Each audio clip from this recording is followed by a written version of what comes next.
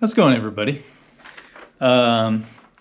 Just wanted to do a little something. There's been a couple things on my mind lately, especially with some of the comments on the videos. And I wanted to sit down and take a few minutes today just to talk about what's next for the Jeep.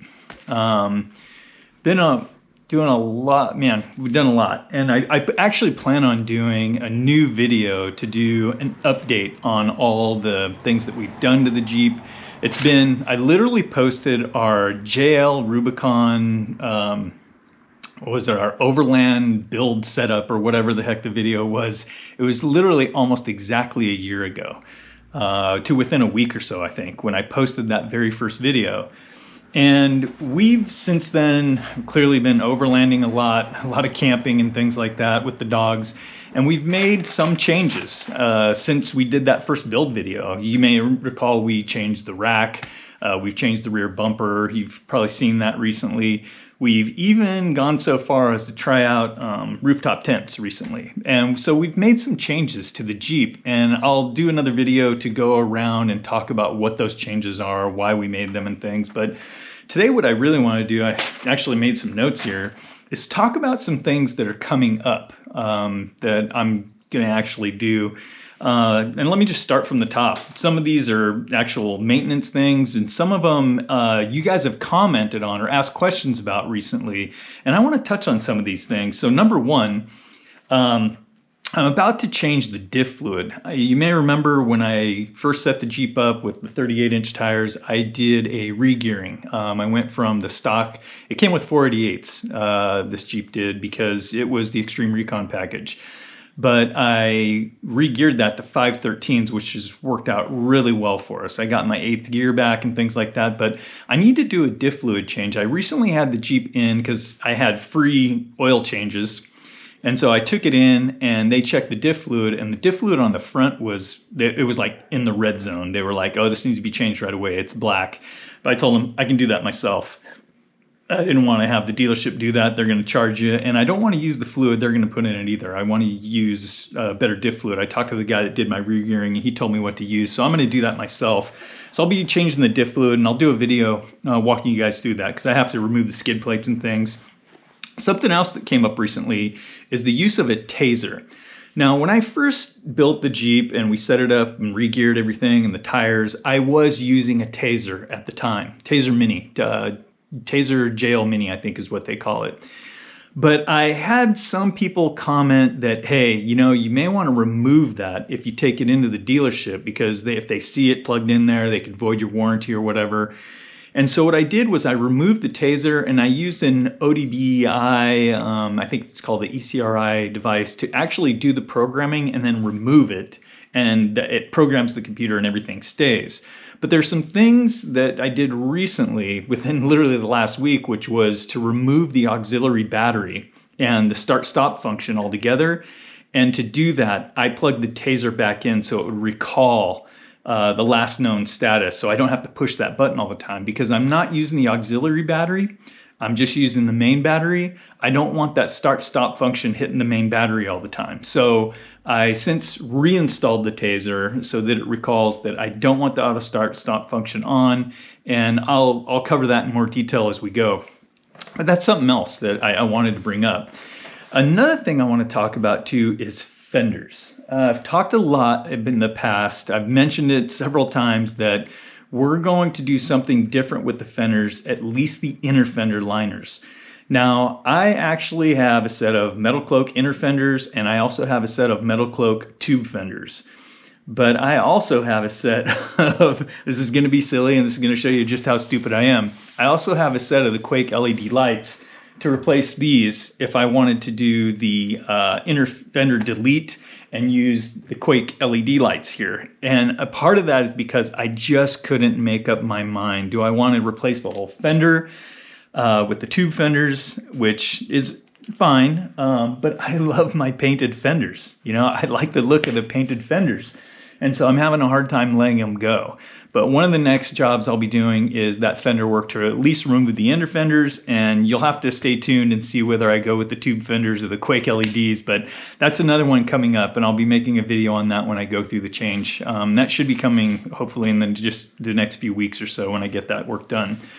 Something else that I'm going to be adding is with that fender change, I'm going to be adding the Charger 1 for the Blue Eddy, which allows me to run the charger off the alternator directly and charge the battery much, much faster than I could through the 12 volt. And I'll show you guys how I do that as well for the wiring for the Charger 1. But along with that, there's some other wiring that comes along with it because I'm going to be doing some different lights. Specifically, I want to add chase lights, and this is something where frankly I've just been selfish over the past. I don't have chase lights, and then whenever we get out with a group on incredibly dusty roads and things, I feel horribly guilty, and I typically want to bring up the rear of the pack. I don't like leading or being in the middle of the pack because when you're dusting people out behind you and you don't have chase lights, I feel like it's a bit inconsiderate. You know, they can't see you, you're blinding them with dust, they've got to hang way back, otherwise they could run into you, or sometimes the chase lights help them see where the trail is too. So having chase lights is a big deal. I'm going to be adding the chase lights. I've got to wire my lights that are in the bumper, my LOD bumper, and I'll show you that, because I went ahead and installed them. They're all there prepped and ready, but I need the one that run the wiring from, and I want to use an auxiliary switch for those. I don't want to run them off the reverse switch. And I'm also going to be putting new fog lights in here. So for all of these things, I've basically ordered quite a few sets of Baja Design lights. I'm sticking with Baja Designs for most of these things. And something else I'm going to be doing is, you'll notice that these lenses are just a lens cover on here for the amber, and it's the clear underneath. And the reason I did that way back then was because I didn't know enough to know whether I would just want amber all the time, or if I'd want to run the LP6s in a clear mode, just bright white light. And the truth is what I've learned over the past year or so is that I never use the LP6s in just bright white. When I'm using those things, I typically want them to be amber for dust or snow or whatever is falling. And so I'm going to be swapping out the lens underneath with an actual amber lens, and those are on the way. But I've got a lot of lighting things to do and wiring things to do, and the wiring for all these lights I'll do when I do the inner fenders, because it gives you access really easily to the areas where you want to be able to run some of that wiring, and that'll be something that's coming up too. So yeah, lenses for the LP6s, chase lights, new fog lights that'll be going in here, and those are just SAEs because I don't want to run a different power circuit for those. They'll run off the stock circuit, so I'm using the SAE lights. And then, but they'll be amber. That's the key. I'm swapping these out for amber because, frankly, the clear lights they're LED, but they're really not very useful for fog lights. And then something else I'm thinking about is pillar lights or ditch lights. I'm looking at somebody other than Baja Designs right now for that. They've reached out to us, and I think I might want to give them a shot, but I'll stay tuned. I'll save that for another video so you guys can see what we've decided to do there. Some other big items that I'm thinking about. One of them is shocks. And the reason I bring this up is because we multiple times have been in places like Death Valley. And if you spend any time in Death Valley at all, especially if you know those trails around Racetrack Playa, Tea Kettle Junction, the areas around Saline Valley, you'll know that the washboard in there, one of our buddies, Sean, he calls it corrugation, which I think is awesome. I think he's a civil engineer guy or something like that. So corrugation, roadwork kind of stuff. Anyway, those roads are just brutal. And we run the Rock Sport shocks with the metal cloak. Now that is a great shock. That Rock Sport shock, just the basic red Rock Sport shocks, they give you a lot of travel. They're fantastic if you're going slow and rock crawling and things like that. Great shock, inexpensive shock. And they ride great on the road too.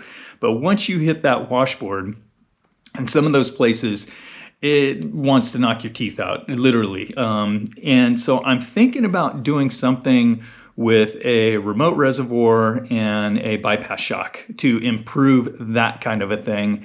And along with that, I don't know if I'm going to do this yet or not because it's a big investment, but I've literally thought seriously about going with a long arm kit instead of just the regular 3.5-inch game changer.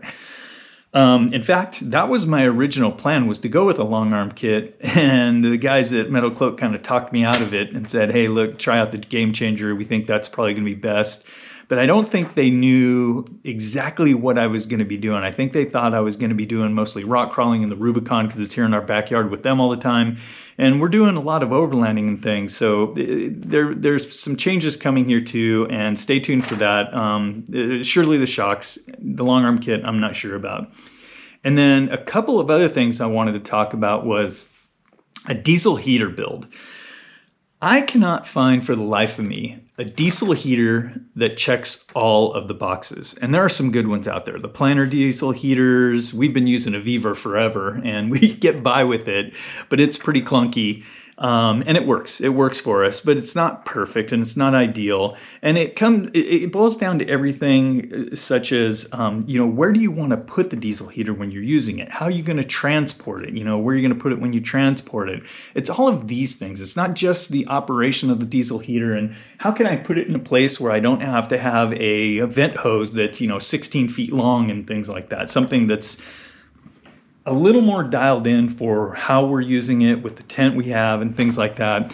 And so I'm really thinking about doing my own diesel heater build because frankly, I can't find one that is, like IP67 compliant where I can mount it on the outside of the Jeep and it can just stay there through dust and rain and whatever, be able to pop some things off, plug the hose on and operate it. And also maybe even potentially pump some heat into the Jeep for the dogs if they're sleeping in the Jeep. Because when we use the rooftop tent, we're usually having the dogs sleep in the Jeep.